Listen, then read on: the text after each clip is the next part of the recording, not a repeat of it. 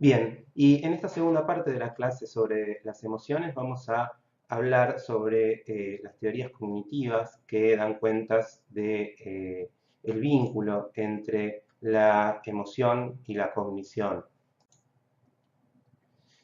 Epistemológicamente, el estudio de este vínculo ha resultado un poco controversial por una cuestión básica, que es que el solo plantear este vínculo habla de un intento de plantear la existencia de dos entidades contrapuestas, cuando en realidad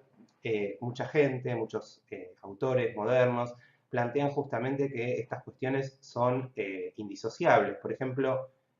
Brunner planteó que el estudio de la emoción y la cognición como fenómenos diferenciales implicaba un error, ya que estaba dividiendo de forma arbitraria algo que a nivel psicológico es indivisible, porque nunca un ser humano tiene un pensamiento, un razonamiento o un recuerdo, etcétera, ajeno a una emocionalidad.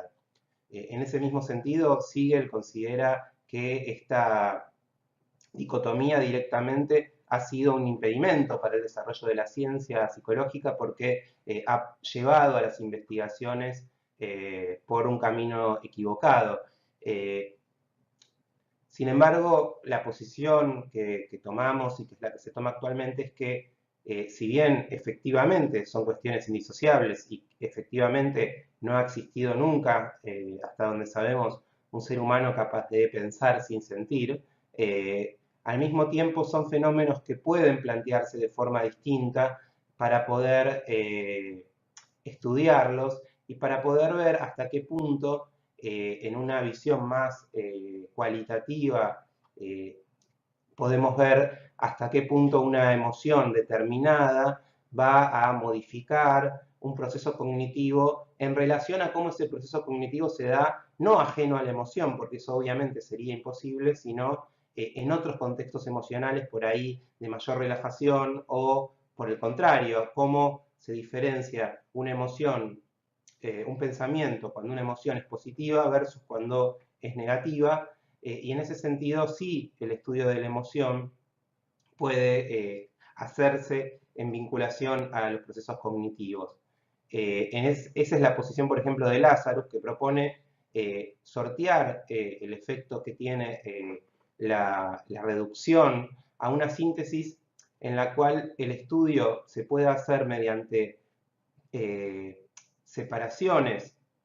temporales en investigaciones para arribar a pequeñas conclusiones, siempre con la advertencia de que luego todo eso tiene que poder volver a lograr una síntesis en la cual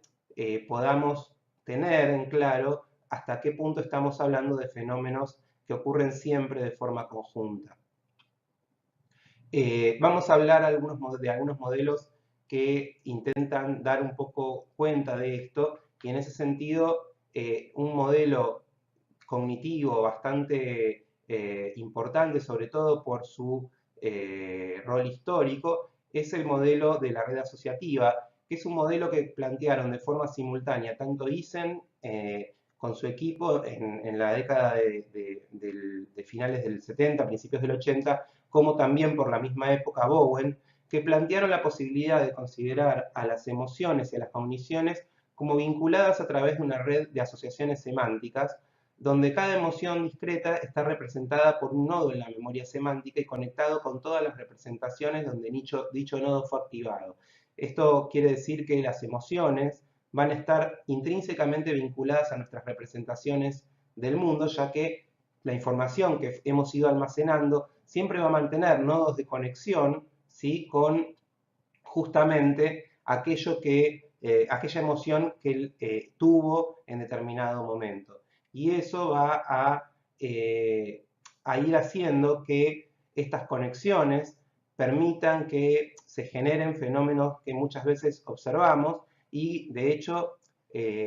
ambos autores plantean como prueba de estas cuestiones una serie de premisas que se cumplen, ¿sí? En ese sentido, básicamente lo que podemos pensar es que una evocación facilitada eh, va a haber una asociación facilitada dependiente del estado de ánimo, es decir, que cuando el estado de ánimo de la codificación de un evento coincide con el momento de la evocación, esto se ve facilitado. Básicamente, cuando estamos contentos, tendemos a recordar más aquellas cosas que fuimos viviendo cuando estábamos contentos. Eh, Al mismo tiempo, la idea de la congruencia emocional en la recuperación, que básicamente tiene que ver, es algo similar, pero no es lo mismo, tiene que ver con una cuestión más amplia, porque cuando hablábamos de la evocación facilitada, hablamos de, por ejemplo, si yo tengo una estudio algo mientras estoy muy contento, cuando esté contento voy a recordarlo más fácilmente y lo mismo si estaba triste, etc. Cuando hablamos de la congruencia emocional de la recuperación, hablamos, decíamos, de un fenómeno más amplio porque lo que va a implicar es que cuando una persona está en un determinado estado de ánimo, se empiezan a activar toda una cadena de asociaciones que están vinculadas con ese estado de ánimo y eso es lo que se observa en los pacientes depresivos que van a tender a recuperar recuerdos autobiográficos de forma más displacentero, ¿sí? Y finalmente, la tercera predicción de este modelo, que se cumple también de forma, digamos, bastante consistente en la literatura, es la existencia de efectos sobre la atención y el aprendizaje. Es decir, como resultado de la activación selectiva vinculada a la emoción, la información congruente tiende a recibir mayor atención y es procesada de forma más eficaz que la información neutral o la que es incongruente, ¿sí? Entonces, cuando estamos contentos, prestamos atención a cuestiones que nos van a validar de alguna manera ese estado de ánimo y lo mismo cuando estamos en una emoción displacentera. Volviendo entonces a este gráfico que había mostrado recién, podemos pensar en lo siguiente, ¿sí? Podemos pensar en que ciertas cuestiones, por ejemplo, sangre con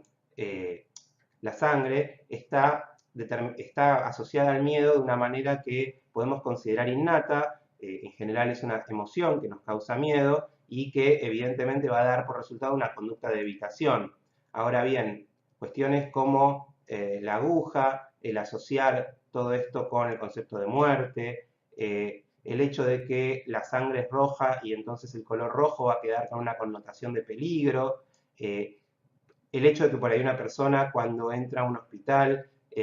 se sienta automáticamente atemorizada o ansiosa, todo eso es una red asociativa que va a estar determinada por las experiencias vitales y que va a tener efectos en las conductas más espontáneas de defensa, como puede ser que una persona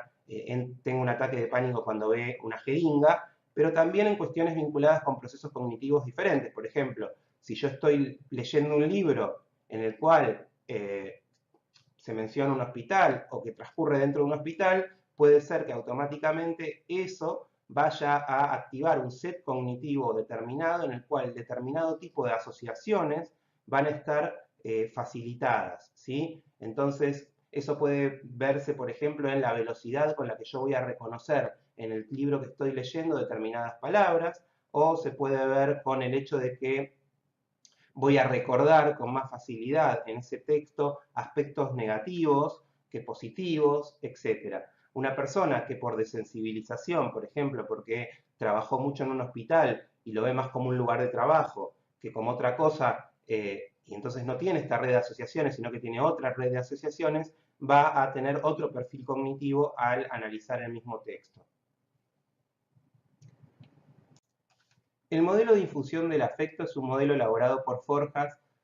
a partir del hecho de darse cuenta de que en realidad estas cuestiones que habíamos visto en las transparencias anteriores vinculadas con la congruencia del estado de ánimo no se daban de forma uniforme a través de todas las tareas ni en todas las circunstancias. Entonces, la intención del modelo es dar cuenta de cómo diversos tipos de circunstancias, como el tipo de tarea, el tipo de estímulos, el nivel de significación que los sujetos le dan a la actividad, sobre todo teniendo en cuenta factores motivacionales, van a influir en el nivel en el cual las emociones van a jugar un rol más o menos importante en el proceso emocional, cognitivo, perdón. Este contexto global es el que va a determinar la estrategia con la que se afronta el proceso cognitivo. Entonces, si partimos de la idea de la minimización del esfuerzo, que asume que las personas siempre estamos inclinados a adoptar la estrategia que nos resulte más simple o implica un menor esfuerzo, siempre y cuando satisfaga nuestras expectativas, las estrategias que solo requieren acceder a información previamente almacenada, así como aquellas que buscan llegar a una conclusión específica, no son susceptibles de ser influidas por el afecto, ¿sí? Entonces, si yo tengo una tarea que es realizo con mucha frecuencia, que es familiar, etcétera, y que la puedo hacer de una manera relativamente baja en cantidad de recursos cognitivos, en ese caso el nivel de infusión del afecto va a ser bajo. Por otro lado, también va a suceder que factores vinculados con la motivación, mi estado emocional previo, etcétera, van a jugar un rol en ese caso, ¿sí? Las estrategias, entonces, más automatizadas no van a afectar, no van a verse afectadas por el rendimiento, pero al mismo tiempo también, cuando tratamos de llegar a una conclusión específica, tampoco, porque las emociones van a estar más controladas cuando hay una meta clara, ¿sí? Cuando por el contrario, ¿sí? Las estrategias utilizadas van a requerir llegar a una conclusión novedosa, lo que Forjas va a llamar estrategias constructivas, y si puede utilizarse una estrategia heurística en la cual la estructura de conocimiento se aplica de una manera no tomando en cuenta el 100% de los datos, entonces la emoción va a ocupar un rol importante porque es tomado en sí mismo como un dato relevante a la hora de seleccionar el esquema cognitivo que yo quiero utilizar, ¿sí? Esto queda, digamos, queda claro, por ejemplo, cuando una persona tiene que resolver un problema. Vamos a poner un caso concreto, puede ser una tarea en la que se le pide a la persona que decida si es una buena o mala idea invertir en un dinero en algo.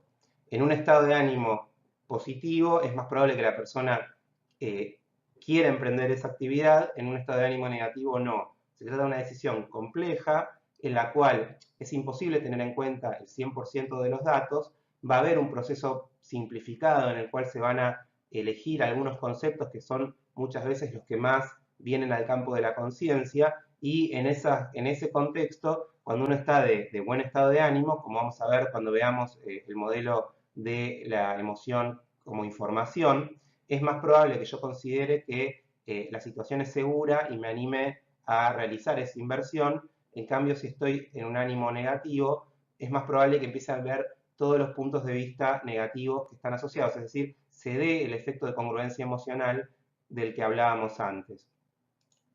Porque entonces el estado de ánimo va a ser un heurístico más en el proceso de toma de decisión.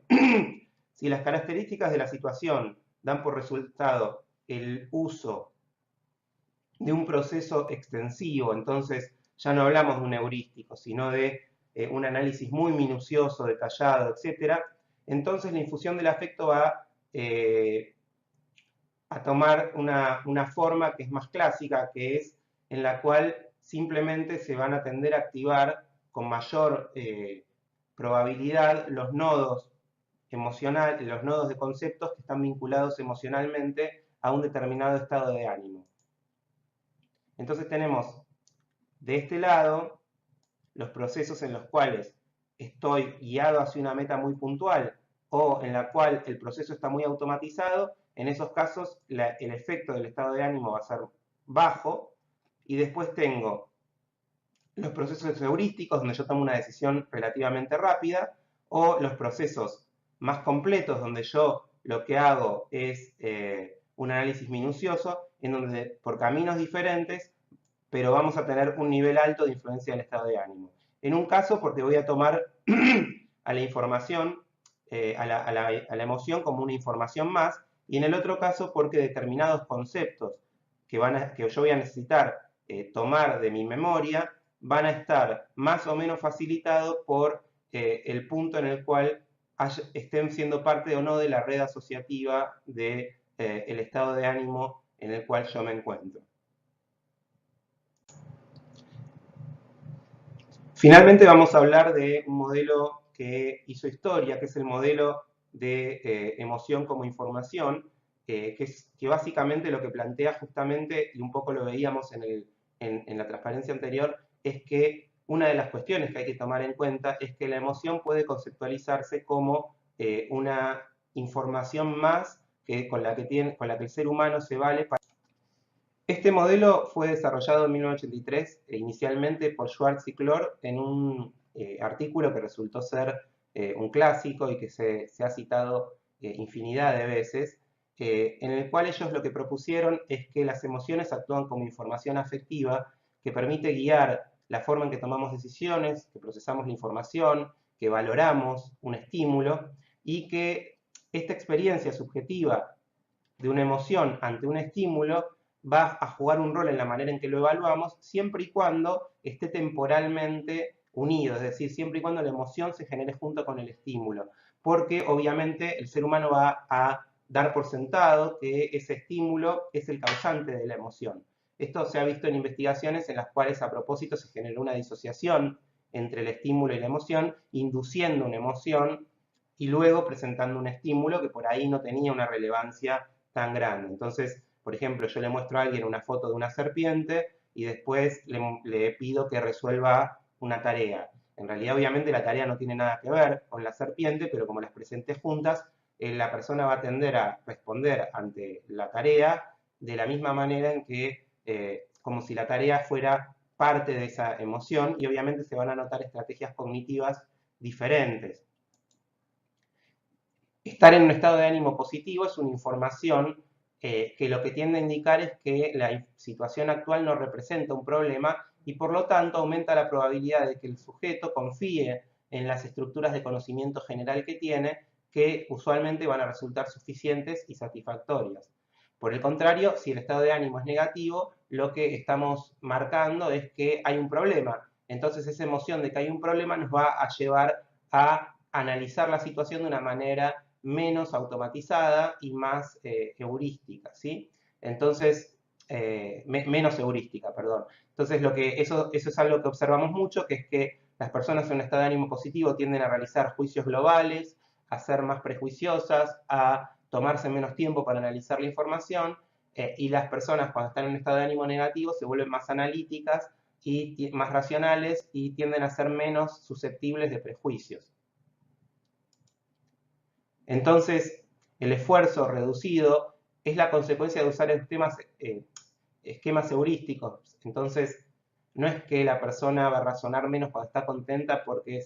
le resta importancia al problema, sino que en realidad va a estar tomando esa alegría como un dato importante que le indica que no es necesario un análisis más profundo. Y en efecto, muchas investigaciones notaron que hay una asociación entre el estado de ánimo positivo o negativo y un perfil característico. Como decíamos antes, los razonamientos observados en personas felices indican que procesan la información de forma más global, más integrativa, y el estado de ánimo más negativo va a vincularse con cuestiones más analíticas,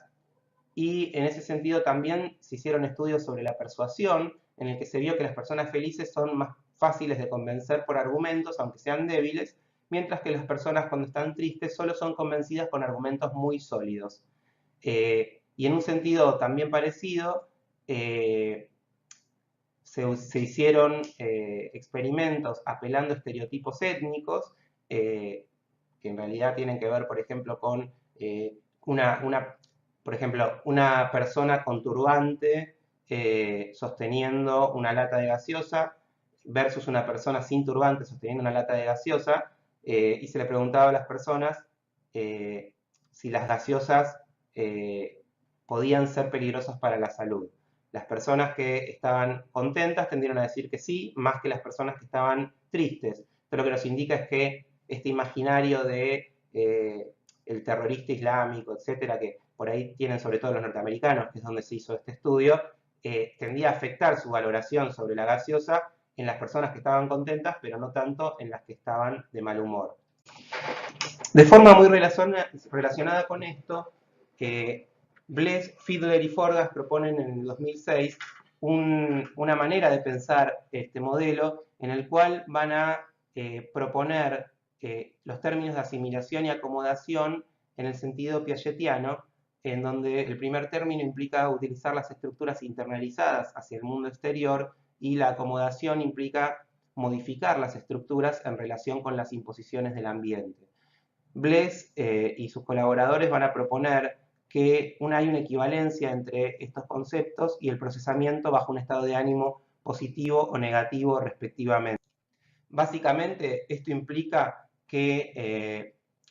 el procesamiento descendente, es decir, de los esquemas de conocimiento general de la realidad, se van a dar más cuando la persona está en un estado de ánimo positivo y los estados de ánimo negativo van a propender a un modelo ascendente en el cual vamos a tratar de modificar nuestros esquemas.